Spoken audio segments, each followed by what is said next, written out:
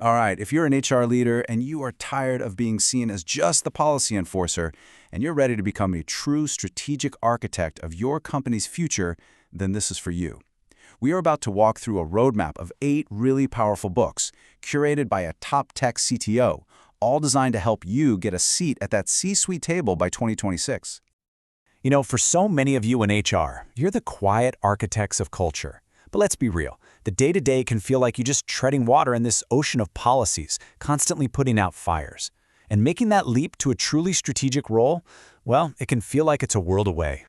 So that's the big question, isn't it? How do you actually break free from that reactive cycle? How do you become the leader who is actively shaping the future of work, the one who has a seat at the table because you are driving real business outcomes? Well, our guide for this journey is Rachit Lohani, the CTO at Paylocity. Now, this is a guy who's been in the trenches, scaling tech teams and using AI to totally transform people's strategy. He's laid out this incredible reading list. It's a 3-pillar framework to elevate your career, and we're going to break it down for you step by step.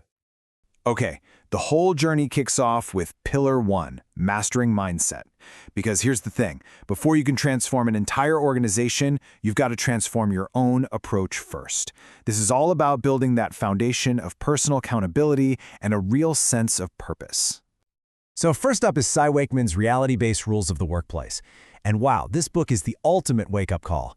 It's about cutting through all that emotional waste. You know what I'm talking about? The gossip, the "that's not my job" complaints, all the stories we tell ourselves about why we can't succeed.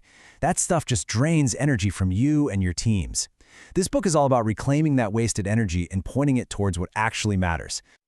And this is that critical shift in action.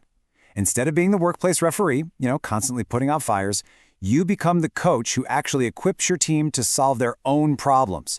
You stop managing the drama and you start driving results. Seriously, for anyone who's aiming for a director-level role, mastering the shift from reactive to proactive is absolutely non-negotiable. So once you've kind of cleared away all that internal noise with Wakeman's rules, then you can focus on the real engine of motivation. And that's where Simon Sinek's classic Start with Why comes in. See, it's not enough to just be accountable. Great leaders inspire that same drive in other people by connecting them to a purpose. Sinek's Golden Circle is basically the blueprint for doing exactly that. Just think about the practical power of this for HR.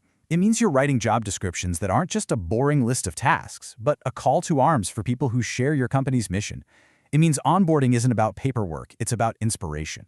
When you lead with why, retention stops being some metric you have to chase, and it becomes a natural result of having a deeply connected team. All right, so with that solid foundation in place, we can move on to Pillar 2, Crafting Culture. This is where we broaden our focus from just the individual leader to the entire ecosystem. We're talking about building resilient, inclusive, and truly high-performing environments. Our first tool for crafting that culture is Amy Edmondson's The Fearless Organization. Now, this isn't just some feel-good theory. It's backed by hard data from Google's Project Aristotle. And what they found was that the single biggest predictor of a successful team is psychological safety. That belief that you won't be punished or humiliated for speaking up with ideas, questions, or even mistakes. And the business case for this, it's undeniable. We're talking about a potential 20 to 30% drop in turnover. This proves that psychological safety isn't a soft skill. It's a hard, bottom-line metric. It creates an environment where failure becomes learning, which, let's be honest, is the absolute engine of innovation, especially in today's hybrid world. Now, what pairs perfectly with psychological safety is Brené Brown's Dare to Lead. While Edmondson really focuses on the team environment, Brown zooms in on the leader. She gives you the tools for what she calls vulnerable courage. Basically, the strength to be uncertain, to take risks, and to handle those tough emotional situations without putting on a suit of armor.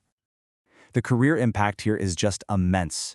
Mastering Brown's Rumble tools, her frameworks for navigating tough, vulnerable conversations, gives you the confidence to handle everything from performance reviews to layoffs with real grace.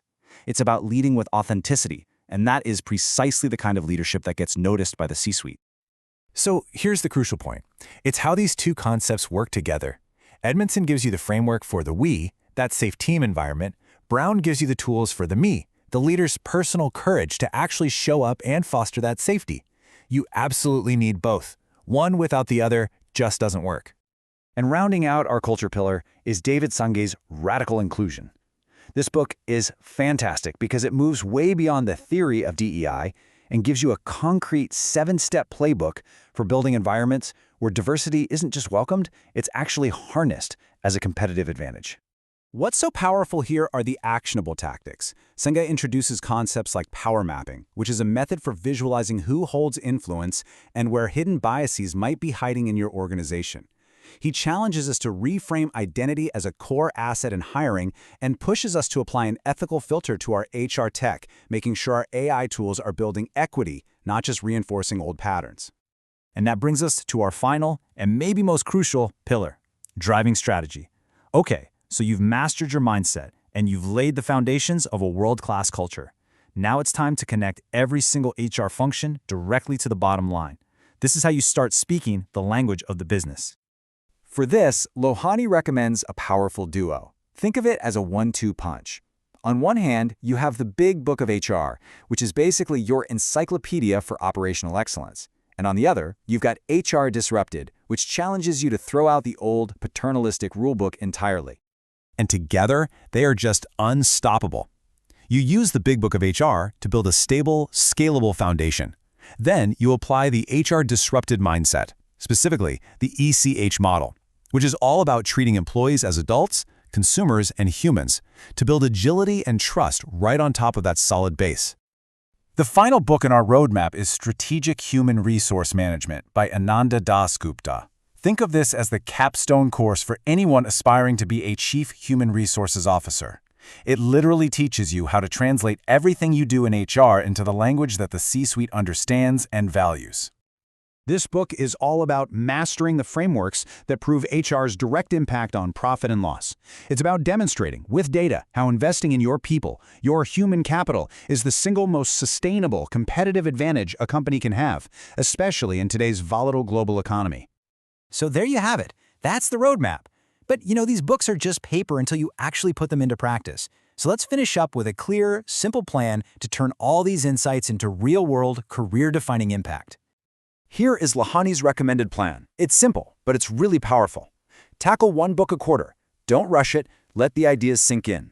Find a peer or a colleague to discuss the ideas with. That literally doubles how much you'll retain.